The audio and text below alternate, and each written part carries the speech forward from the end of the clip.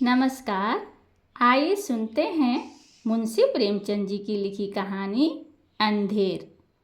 नाग पंचमी आई। साठे के जिंदादिल नौजवानों ने रंग बिरंगे जांघिए बनवाए।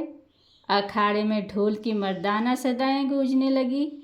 आस पास के पहलवान इकट्ठे हुए और अखाड़े पर तंबोलियों ने अपनी दुकानें सजाई, क्योंकि आज कुश्ती और दोस्ताना मुकाबले का दिन है।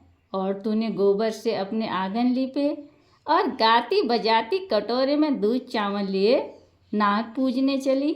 साठे और पाठे दो लगे हुए मौजे थे, दोनों गंगा के किनारे। खेती में ज़्यादा मशक्क़त नहीं करनी पड़ती थी, इसलिए आपस में फौजदारियाँ खूब होती थी। आदिकाल से उनके बीच होड़ चली आती थी। साठे वालों को यह घमंड था कि उन्होंने पाठे वालों को कभी सिर न उठाने दिया। उसी तरह पाठे वाले अपने प्रतिद्वंदियों को नीचा दिखलाना ही जिंदगी का सबसे बड़ा काम समझते थे। उनका इतिहास विजयों की कहानियों से भरा हुआ था। पाठे के चरवाहे यह गीत गाते हुए चलते थे, साठे वाले कायर सगरे, पाठे वाले हैं सरदार। और साठे के धोबी गाते, साठे वाले 60 हाथ के, जिनके हाथ सदा तलवार, उन लोगन के जन्म नसाए, जिन पाठे मान ली नवतार। गरज आपसी होड़ का यह जोश बच्चों में माँ के दूध के साथ दाखिल होता था, और उनके प्रदर्शन का सबसे अच्छा और ऐतिहासिक मौका यही नागपंचमी का दिन था। इस दिन के लिए साल भर तैयारियां होती रहती थी। आज उनमें मार्के की कुश्ती होने वाली थी। साठे को गोपाल पर नाच था, पाठे को बलदेव का गर्रा। दोनों सुरमा अपने अपने फरीक की दुआएं और आरजुएं लिए हुए अखाड़े में उतरे। तमाशाइयों पर चुंबक का सा असर हुआ। मौजे के चौकीदार ने लट्ठे और डंडों का यह जमघट देखा और मर्दों की अंगारे की तरह लाल आंखें तो पिछले अनुभव के आधार पर बेपता हो गए। इधर अखाड़े में दांव पेच होते रहे। बलदेव उलझता था, गोपाल पैंतरे बदलता था। उसे अपनी ताकत का जोम था, उसे अपने कर्तव्य का भरोसा। कुछ देर तक अखाड़े से ताल ठोकने की आवाज़ें आती रही। तब एकाएक बहुत से आदमी खुशी के नारे मार मार कर उछलने लगे। कपड़े, बर्तन, पैसे और बतासे लुटाए जाने लगे। किसी ने अपना पुराना साफा फेंका, किसी ने अपनी बोसीदा टोपी हवा में उड़ा दी। साठे के मनचले जवान अखाड़े में पिल पड़े और गोपाल को गोद में उठा लाए। बलदेव और उसके साथियों ने गोपाल को लहू की आंखों से देखा और दांत पीस कर रह गए। 10 बजे रात का वक्त और सावन का महीना। आसमान पर काली घटाएं छाई थी। अंधेरे का यह हाल था कि जैसे रोशनी का अस्तित्व ही नहीं। हाँ, कभी कभी बिजली चमकती थी, मगर अंधेरे को और ज़्यादा अंधेरा करने के लिए मेढकों की आवाज़ें जिंदगी का पता देती थी, वरना और चारों तरफ मौत थी। खामोश, डरावने और गंभीर साठे के झोपड़े और मकान इस अंधेरे में बहुत गौर से देखने पर काली काली भेड़ों की तरह नजर आते थे। न बच्चे रोते थे, न औरतें गाती थी। पवित्र आत्मा बुढ़े राम नाम न जपते थे। मगर आबादी से बहुत दूर कई पुरसोर नालों और ढाक के जंगलों से गुजरकर ज्वार और बाजरे के खेत थे, और उनकी मेड़ों पर साठे के किसान जगह जगह मड़ैया डाले खेतों की रखवाली कर रहे थे।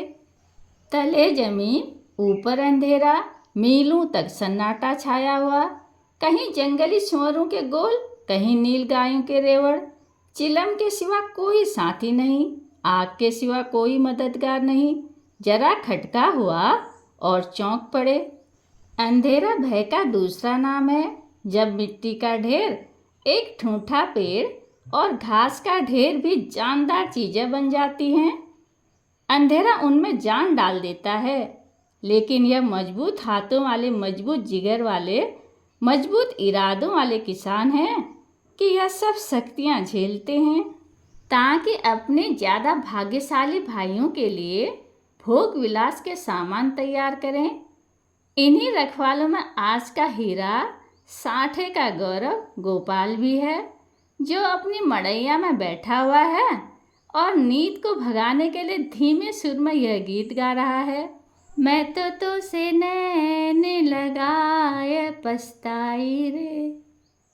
अचानक उसे किसी के पाँव की आहट मालूम हुई। जैसे हिरन कुत्तू की आवाज़ों को कान लगाकर सुनता है, उसी तरह गोपाल ने भी कान लगाकर सुना। नींद की अघाई दूर हो गई। लठ कंधे पर रखा और मड़ैया के बाहर निकल आया। चारों तरफ कालिमा छाई हुई थी और हल्की हल्की बूंदें पड़ रही थी।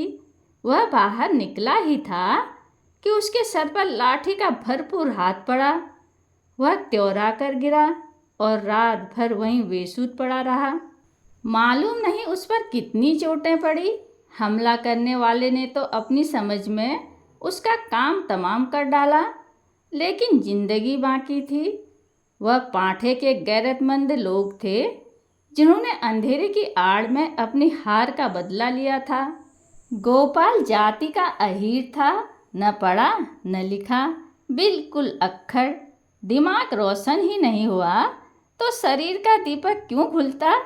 पूरे 6 फुट का कर गठा हुआ बदन, ललकान कर गाता तो सुनने वाले मील भर पर बैठे हुए उसकी तानों का मजा लेते। गाने बजाने का आशिक, होली के दिनों में महीने भर तक गाता। सावन में मल्हार और भजन तो रोज का सगल था। निडर ऐसा कि भूत और पिशाच के अस्तित्व पर उसे विद्वानों जैसे संदेह थे। लेकिन जिस तरह शेर और चीते भी लाल लपटों से डरते हैं, उसी तरह लाल पगड़ी से उसकी रूह कांप उठती थी। यह असाधारण बात थी, लेकिन उसका कोई बस न था।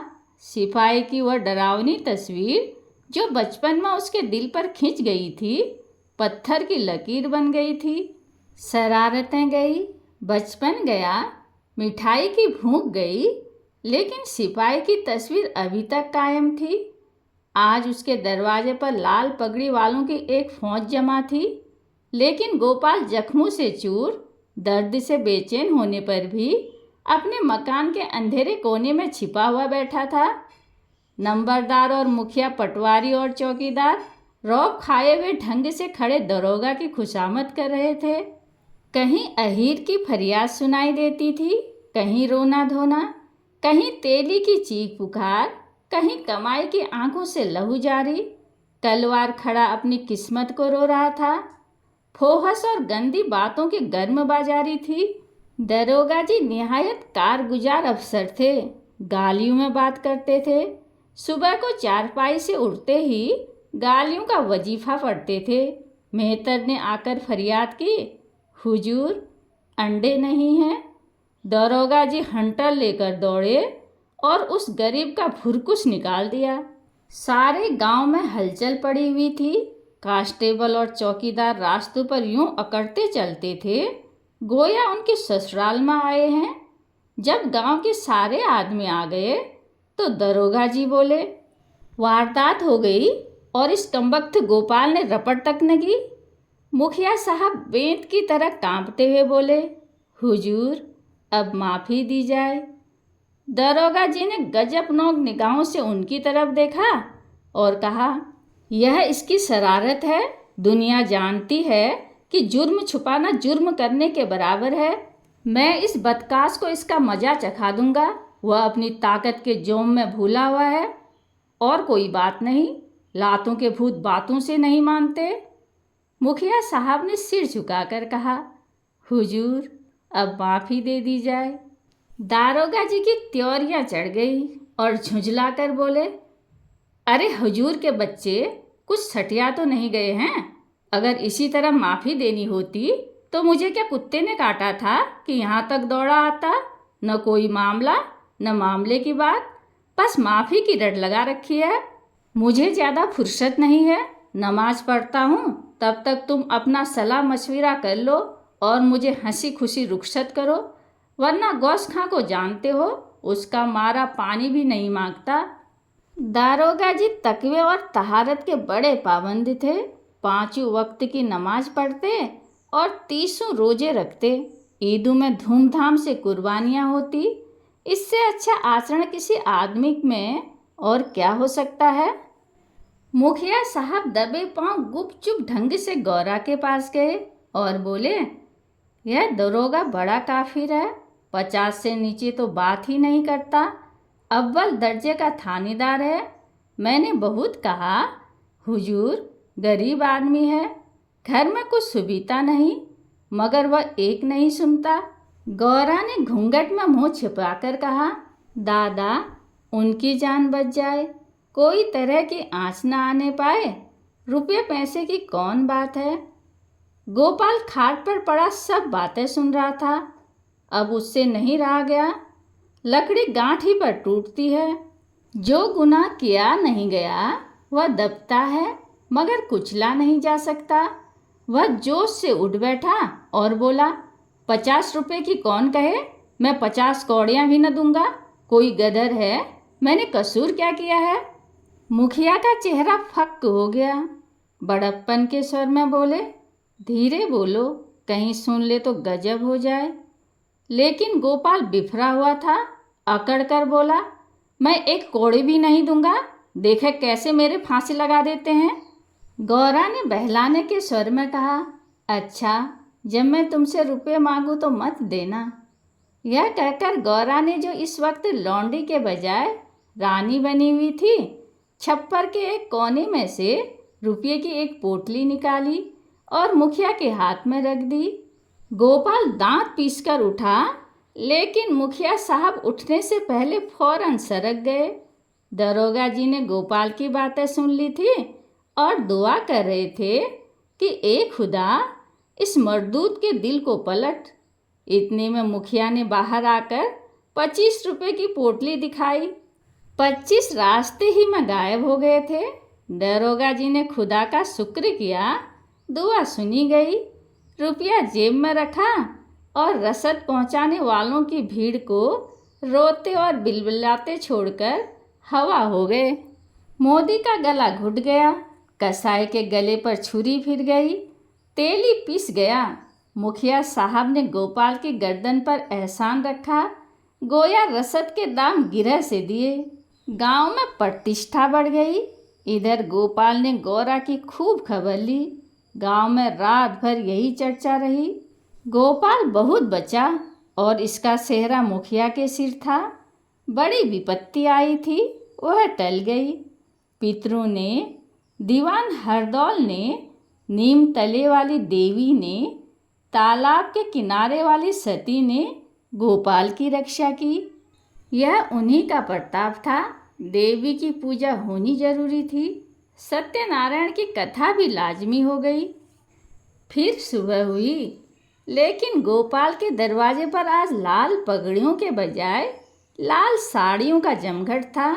गौरा आज देवी की पूजा करने जा रही थी और गांव की औरतें उसका साथ देने आई थी। उसका घर सौंधी सौंधी मिट्टी की खुशबू से महक रहा था, जो खस और गुलाब से कम मोहक न थी। औरतें सुहाग गीत गा रही थी, बच्चे खुश हो होकर दौड़ते थे।